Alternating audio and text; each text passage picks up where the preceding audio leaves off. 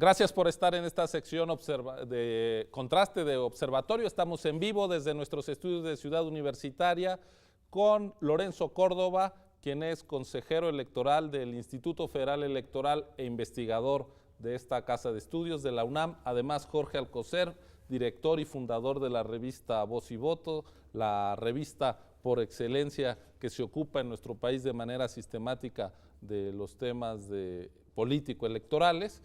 Y hace apenas unos días el Consejo General del IFE votó finalmente acerca de los dictámenes que preparó la unidad de fiscalización sobre el manejo de los recursos de los partidos políticos y las coaliciones que contendieron en el año 2012.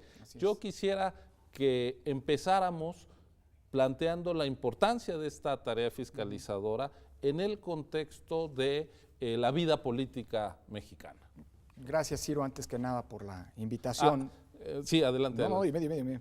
Bueno, mira, yo creo que habría que arrancar, digamos, brevemente, delineando la historia de prácticamente 2 décadas. La fiscalización arranca en 1993.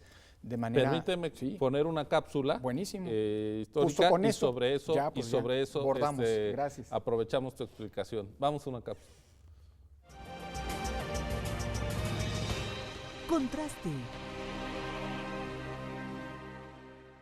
En toda democracia, el hecho de que existan elecciones genuinas, en las que participan diversas fuerzas políticas y candidatos disputándose el voto ciudadano, hace que los partidos políticos requieran de recursos económicos para sostener a sus estructuras de militantes y para desplegar sus campañas electorales. Sin embargo, si el dinero que fluye a la política se reparte de forma muy desigual, o si hay partidos que disponen del apoyo de grandes grupos de poder económico, entonces la propia contienda democrática corre el riesgo de dejar de ser tal. Por lo anterior, en los distintos países se han desarrollado normas que regulan el dinero en la política. En México, los partidos cuentan con montos generosos de financiamiento público para que no tengan que depender del dinero privado para sobrevivir. El financiamiento público se reparte proporcionalmente y hay límites a las contribuciones privadas. Además, hay topes de gasto de campaña para que las erogaciones de los candidatos no vulneren la equidad de la contienda. El esquema anterior se completa con un amplio ejercicio de fiscalización de los ingresos y egresos de los partidos por parte del Instituto Federal Electoral. En las últimas semanas, el IFE finalmente desahogó, dentro de los plazos que marca la ley, la fiscalización de los recursos involucrados en el proceso electoral del 2012. Se trató de una revisión exhaustiva del dinero que recibieron y gastaron los partidos políticos y las coaliciones en sus campañas a la presidencia de la República, al Senado y a la Cámara de Diputados. A partir de esa fiscalización, se fijaron distintas multas y sanciones. ¿Cómo funcionó la fiscalización del IFE? ¿Cuáles son sus aciertos y cuáles son lagunas u omisiones? ¿Tenemos el modelo de fiscalización del dinero que quiere la democracia mexicana de hoy o hacen falta nuevas medidas? Dinero y elecciones. Ese es el tema esta noche en Contraste.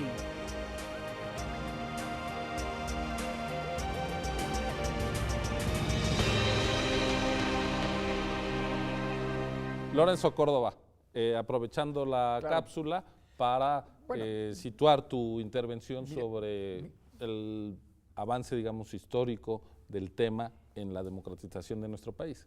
Mira, pasamos, para decirlo en breve, aprovechando estas notas, de una fiscalización que era absolutamente precaria y que no tenía ningún músculo de parte de la autoridad electoral, que se limitaba solamente a revisar lo que los partidos políticos le informaban y no tenía ninguna capacidad de auditoría, a una fiscalización cada vez más desarrollada, cada vez más seria, para decirlo de alguna manera, por cierto, que fue construyéndose a la par de un crecimiento muy importante del financiamiento público. Es decir, la apuesta política de inyectarle dinero a los partidos para generar mayor equidad, mayor transparencia, mayor equidad en la contienda, en la competencia electoral, mayor transparencia porque el dinero público es preponderante frente al privado y sobre todo mayor autonomía frente a los intereses privados que subyacen al financiamiento privado, pues fue desarrollando también una fiscalización que podríamos decir tuvo una finalidad de rendición de cuentas que hoy, después de 15 años de haberse desarrollado de esta manera, estamos hablando de 1996 en adelante, podemos decir que en esa dimensión de rendición de cuentas, es decir, identificar con claridad de dónde viene la totalidad de dinero y a dónde va a parar que utilizan los partidos, está claramente cumplida. El problema que hoy estamos teniendo es que a la fiscalización se le están pidiendo nuevas cosas. Es decir, dado que a través de los mecanismos de fiscalización se tiene que detectar también si algún partido rebasó o no los topes de gasto de campaña, y en este sentido verificar que el techo máximo de gasto que impacta en la equidad también le corresponde a la fiscalización, se ha pretendido que la fiscalización se convierta en el nuevo garante de la equidad. Y en esto falta mucho por hacer, porque hay una serie de reglas, una serie de criterios, una serie de prácticas de los propios partidos políticos, de las que se han beneficiado todos, que no abonan en este nuevo rol de la fiscalización. Pero en el primero, el de la rendición de cuentas, hemos avanzado. Y también que esta es la primera vez, y con esto termino, la primera vez que se ha revisado el 100% de los ingresos y de los gastos realizados durante una campaña electoral. Jorge Alcocer, dice el consejero Córdoba, hemos ido de una fiscalización que pretendía la rendición de cuentas a los partidos a colocar la fiscalización al final como una condición de credibilidad de la propia contienda democrática. Estoy de acuerdo, pero la historia, como dice bien Lorenzo, hay que recordarla. ¿Cuándo empieza la exigencia de fiscalización sobre los partidos? Cuando hay dinero público. O sea, antes del 96, Lorenzo, tú lo recordarás, las prerrogativas a los partidos políticos eran pocas y discrecionales. Estaban sometidas al juicio antes del secretario de Gobernación. De 1900, para no remontarnos a la prehistoria, pero de 1979 al año 94, el secretario de Gobernación decidía cuánto se le daba a cada partido. Eso cambió en el 96. Se crea un régimen. Quizá con excepción del partido hegemónico, que recibía recursos de todos lados. Obvio. Por tanto, no había fiscalización. Así es. En 96 se Pero crea... sí había dinero público metido en la contienda, es lo que quiero decir.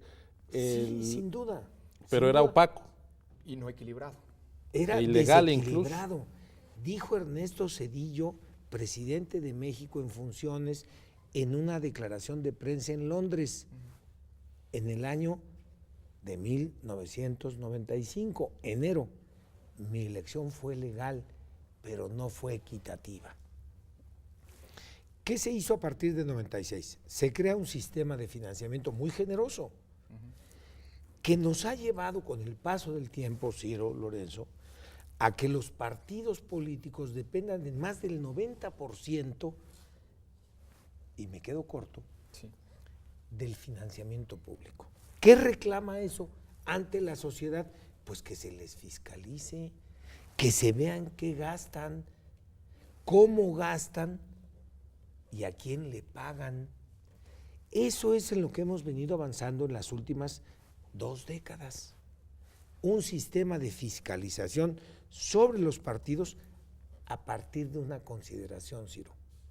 Es dinero público, es dinero de los contribuyentes, es dinero que pagas tú, que paga él, que pago yo, que pagan los que nos están viendo con sus impuestos. Esa, digamos, es la pista por la que se ha avanzado mucho.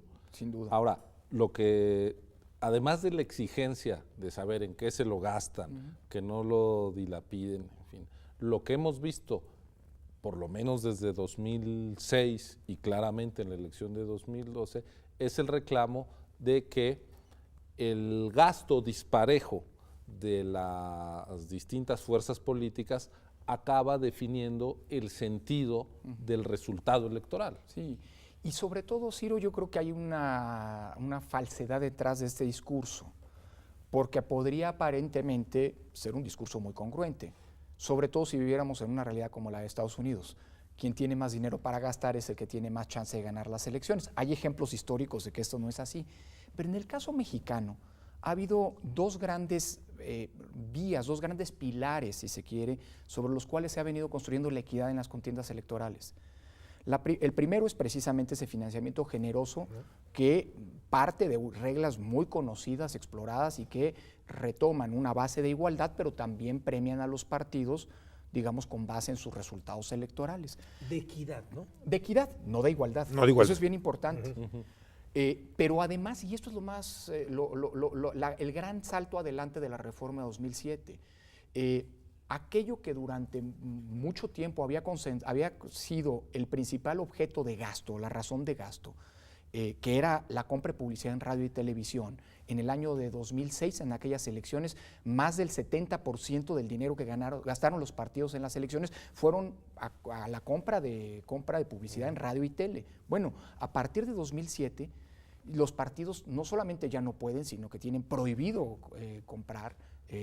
Cualquier persona está impedida de comprar espacios publicitarios en radio y televisión con la finalidad de incidir en las elecciones, y se utiliza un tiempo muy generoso, una cantidad de tiempo muy generoso del Estado, los llamados tiempos del Estado, en radio y tele, que se distribuyen también, por cierto, con el mismo criterio de equidad entre los partidos. Es decir, hoy en día los partidos tienen garantizado el acceso a prácticamente toda la población en condiciones de equidad. Luego tienen distintas capacidades financieras y capacidades de gasto. Para eso existen los topes de gasto de campaña. Pero los topes de gasto de campaña, yo creo que vale la pena mencionarlo un poco, bordarlo un poco más adelante. En realidad, con las reglas que hoy tenemos, se han convertido en una especie de ficción contable. Porque al momento, digamos, tú sabes cuánto gastan los partidos durante un proceso electoral.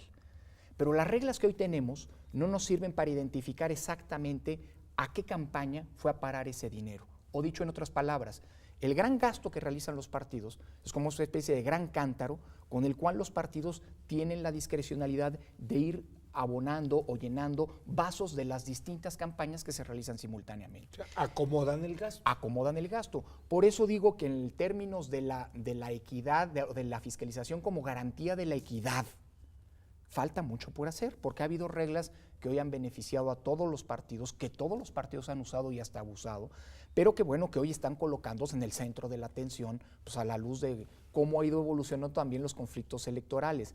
Pero insisto, el término del dinero, o sea, de cómo está distribuido, garantizado el acceso al dinero y garantizado el acceso a la radio y la televisión, me parece en consecuencia que no podemos hacer de la fiscalización un mecanismo, como tú anticipabas, de validez o no de una elección en cuanto tal. La fiscalización es ante todo rendición de cuentas, lo otro son votos. Quisiera que entráramos a la discusión de qué encontró el IFE sobre la conducta de los partidos y las coaliciones en el proceso electoral del año pasado. Vamos a hacer una pausa para regresar con suficiente tiempo para que aborden estos asuntos. Continúe con nosotros, ya lo ve, estamos hablando de dinero y política aquí en Observatorio en TV UNAM. Continúe con nosotros.